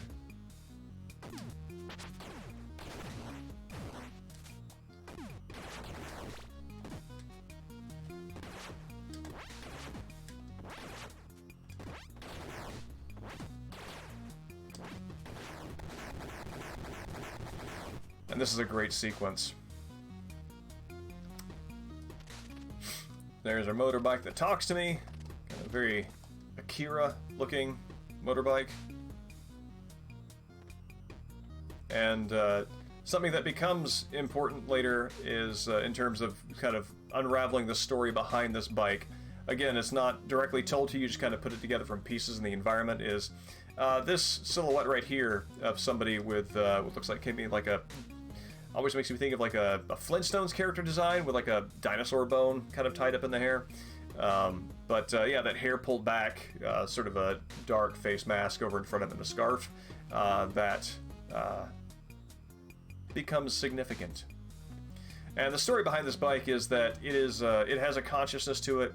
It runs, its battery is its rider, basically. So you basically give your life essence to it almost like a vampire to get it to run. But it is incredibly powerful. So, kind of a neat fiction there.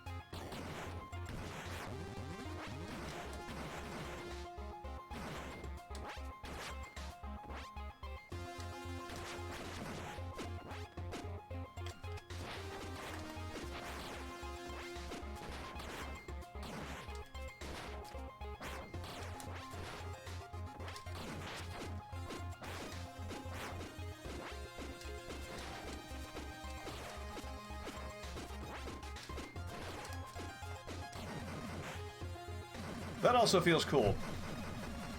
It's nice to, it's really cool when you've got a ninja action game that allows you to do things that are both brute forcey and also tactical as ways of dealing with things. And it's one of the things I dig about this game.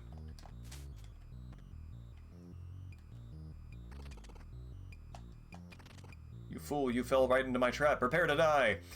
As silly as this is also a little narrative clue, and it's kind of cool.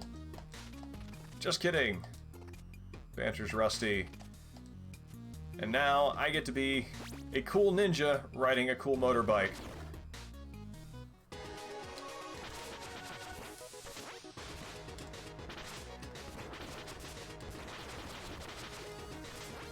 The sequence feels very shinobi to me.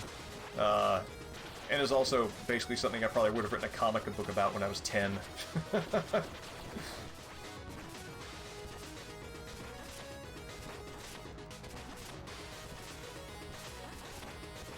Whoop, I could have not run into that, but whatever.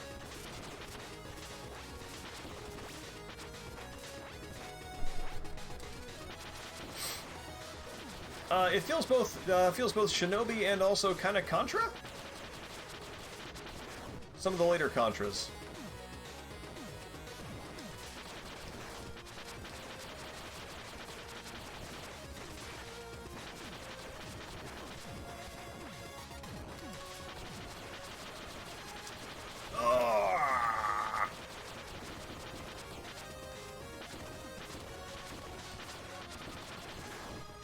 You can be a little tactical there and not defeat that little shield-carrying dude. And this one, I definitely want to... Well, I don't think I reaped the rewards of that well enough, but getting stuck behind these guys is not great. There's an achievement that a feat that I got for making it all the way through this without taking damage, and that was maybe one of the most time-consuming ones of these.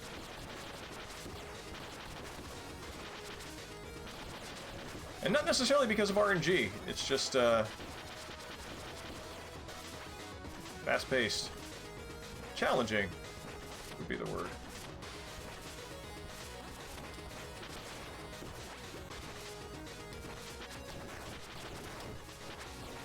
Ah, all that health gone to waste.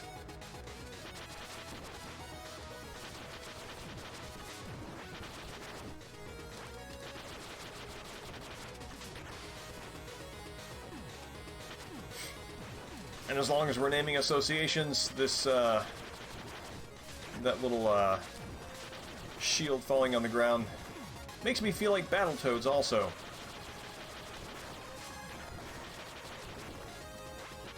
Which is a game that at one point in my life I could absurdly, beat.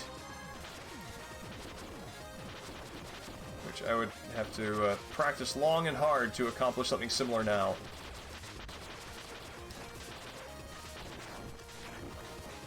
That's what I wanted to do.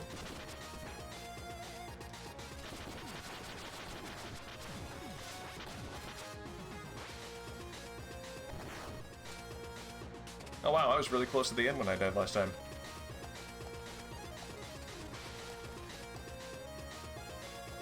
So the only thing better than a ninja on a sentient robotic motorbike is a ninja on a sentient robotic motorbike outracing missiles in a tunnel that's also exploding around them. Again, this is a comic book I wrote when I was 10, right? And I love this airbag. Look at this. And you can actually kind of roll a little bit in it. That's a very cute, small thing that I love in this game. Apparently that's its airbag. You get caught up in it, and you can kind of roll around in it as you try to escape.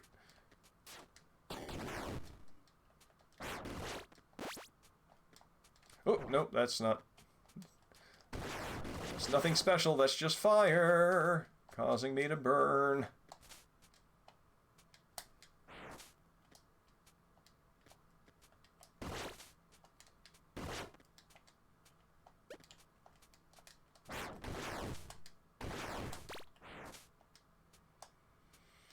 Let's see. Do I need to... I don't think I need to activate that. Let's see how this goes.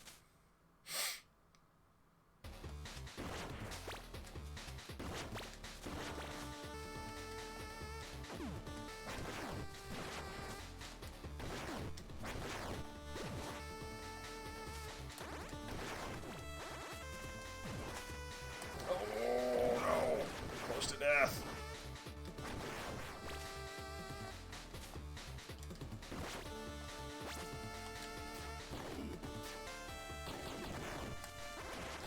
Again, in the area of ninja skills that make you feel really cool when you pull them off.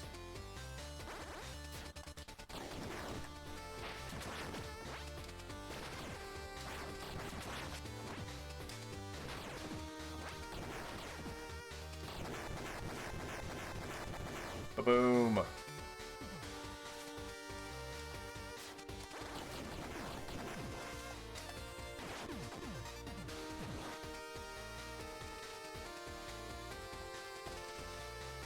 bike looks so much more noble from this angle. That sort of like under kind of chest height hero angle.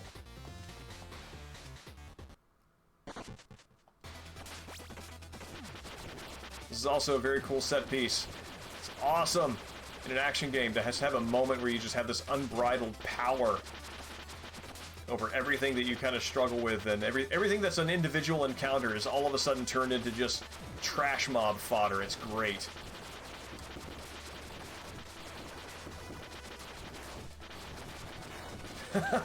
That's awesome.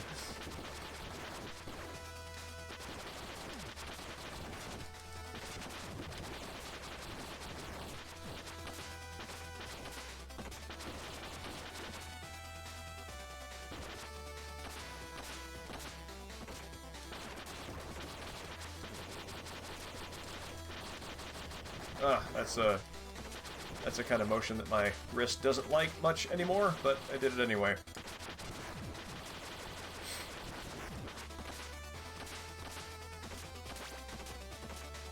I really like the, this is also something that's kind of cool in characterizing both the stance of this bike machine and also the fact that when you run, it's like everything is just kind of pushed forward a little bit, so it looks very determined and confident. I think that's cool.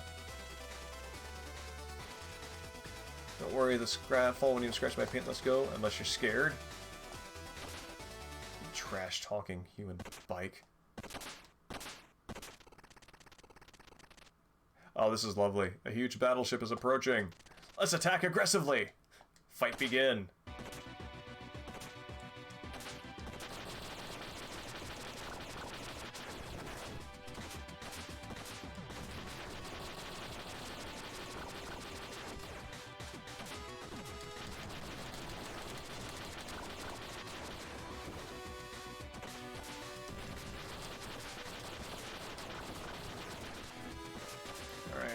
Do this. There we go. Yeah, attack aggressively. I love it.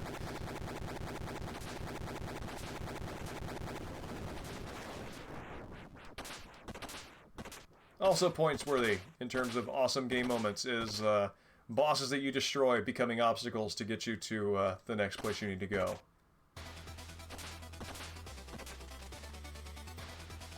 Extended use may cause the rider permanent damage. It's fine, I am a robot. Can't take much more strain, just hold on a little longer.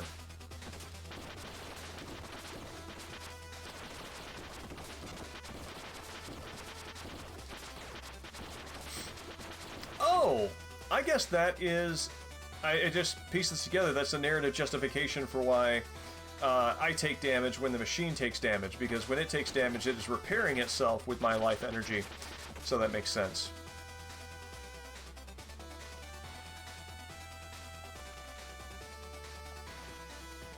Deserves a big smack on the head.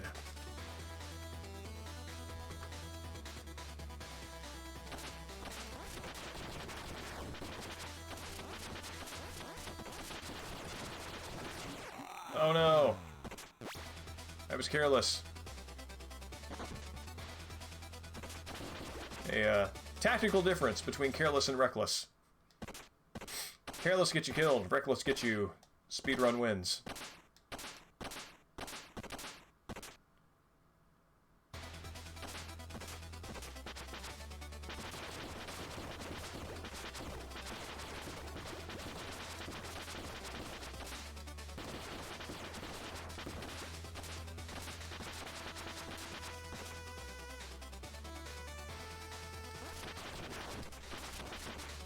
Yeah.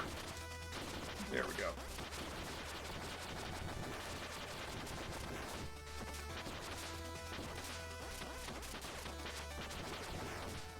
Oh, right, I can charge up the shot. I completely forgot that.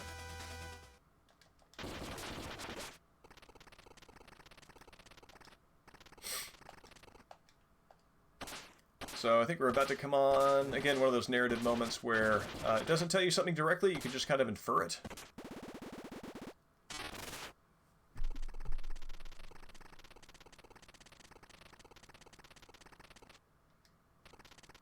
There's the Parator, the guy with the xenomorph head design.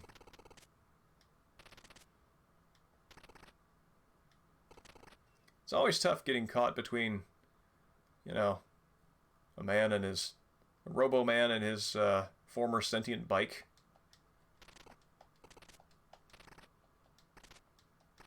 Definitely an awkward social moment. So this is where they're bickering. They clearly know each other.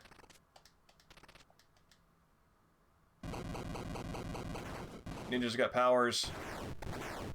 Ninja's cruelly willing to use them.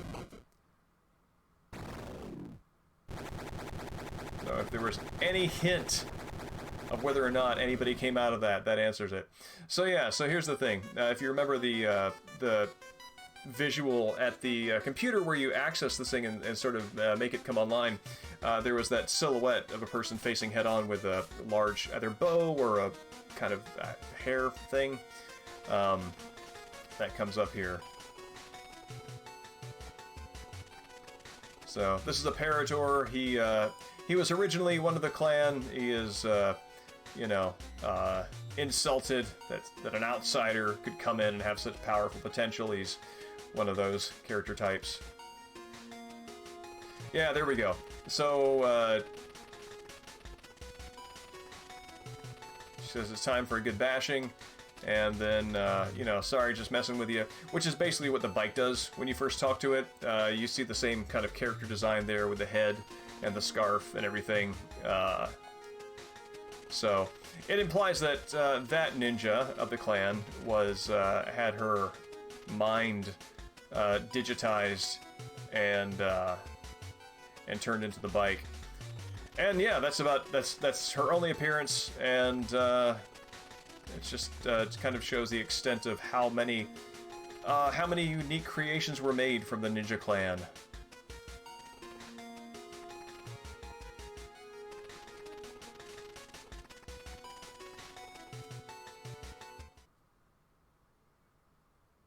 And I'm down to a plot-guided 1 HP again.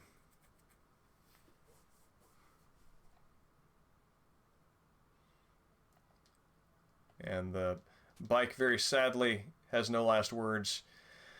Not even as a listenable interaction here. So, I like the bike. It saddens me that the bike is dead.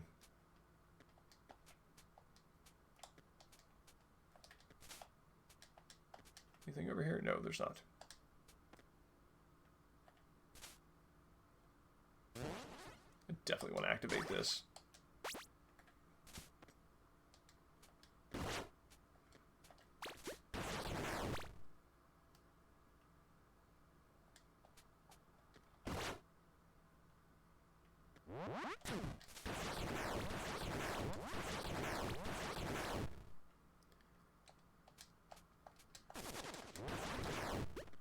Gotcha. Cool.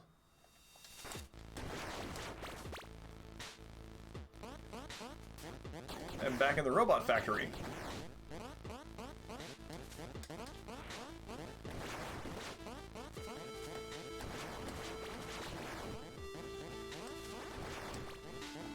Oh yeah, doing the ninja slash attack like that also gets you past the lasers, because ninjas are just that fast.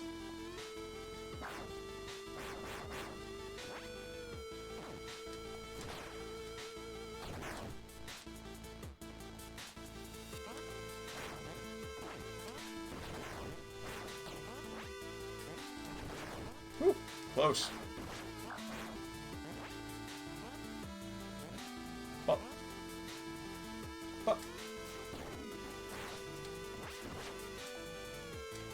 Oh, no, no, no, no!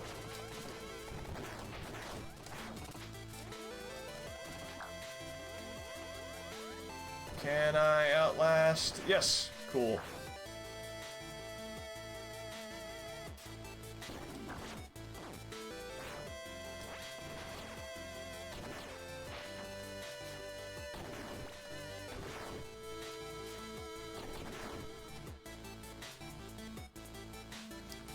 I think I've been here before. No, no, I haven't. No, I have been here before, yes.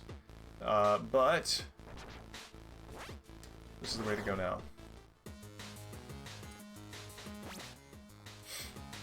And yeah, I think it's, what time is it now? Oh, it's nearly midnight. I think now is a pretty good time to wrap it up.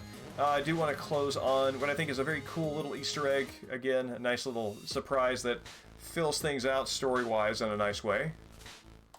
Let's see if I can get to it. Basically, you have to jump up there. And it requires getting... There we go. You got to do a double jump at the right time, then do a quick slash at the right time, and then you can walk over the walls and hop into here with a lot of your little tripod friends. And you can talk to them, you can find a little bit more about kind of how Geo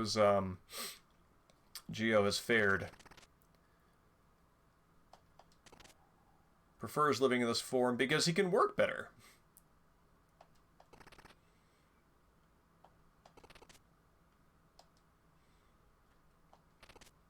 You found our secret hiding place. We all travel through a network of pipes that go all over the ruins.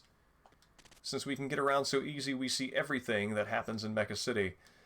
And so, yeah, so this is another sort of transhuman kind of, I don't want to call it a trope. I kind of hate that word. But convention. There we go. Convention that shows up of like kind of hive mind, but it's interesting because it's not a hive mind where they are all individual instances that are controlled by a larger mind. They appear to each individually be the same thing and also be in network connection. And I think a networked mind is interesting too. Separating my essence into multiple units has kept my mind stable, more or less. Yeah, the notion of a networked consciousness being good for your mental health is also really interesting. Being me is now a group effort. Very cute.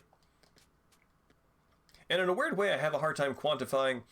There's something kind of almost cozy about that, right? About there's almost like a safety there that's feels very unique to that that particular fiction.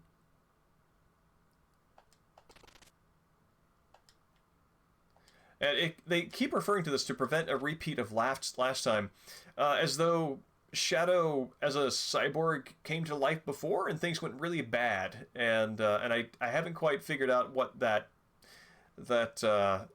moment in his history in this game would be, but it's kind of a nice thing to tease out there for backstory. Some of my bodies have been cut off from the network. It's weird to lose part of yourself like that, even after all I've been through. And I think this is, one of the things this is also covering, is the fact that these robots are destructible. So if you're the kind of player who likes to kill the messenger, even when it's your friend, and you slice up the robot and destroy it, it just comes back when it's narratively needed. So they made it a networked mind, and that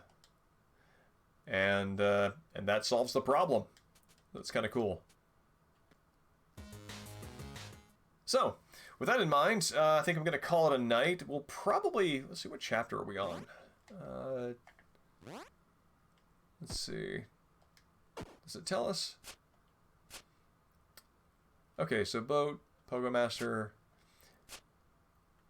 Yeah, we're getting pretty near the end here, so I think we'll probably have one more stream of this game in us. But thank you, everybody, for coming out, and yeah, close it down, and see you in a week on Saturday. Oh.